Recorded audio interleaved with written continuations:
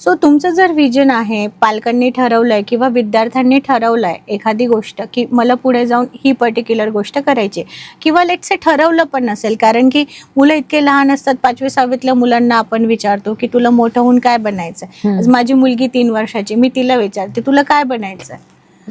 She has no clue. ती जे आपल्या आजूबाजूला बघते, she would rather say I will become teacher.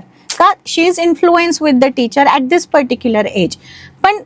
पण मुलांना एक ते 14-15 वर्षाचे जेव्हा होतात तेव्हा आय थिंक एक सायंटिफिक पद्धतीने त्यांची काउन्सलिंग करून घेणं प्रत्येक पॅरेंटसाठी इम्पॉर्टंट आहे. कारण की जेव्हा तुम्ही सायंटिफिक पद्धतीने मुलांची काउन्सलिंग करतात तर तेव्हा तुम्ही त्यांचा IQ टेस्ट करत असतात, त्यांचा EQ टेस्ट करत असतात. ज्या गोष्टी ते स्वतः एक्सप्रेस करत नाही त्या गोष्टी तुम्हाला त्यांना विचारलेल्या क्वेश्चनच्या आन्सरवरून केलेल्या अनालिसिसमध्ये कळतं. सो सायंटिफिक पद्धतीने जेव्हा तुम्ही एखाद्या सायकोलॉजिस्ट करून किंवा चांगल्या काउन्सलर करून मुलांची काउन्सलिंग करून घेतात तर यू अंडरस्टँड की ओके हे सूक्ष्म गुण आपल्या मुलांमध्ये आहेत.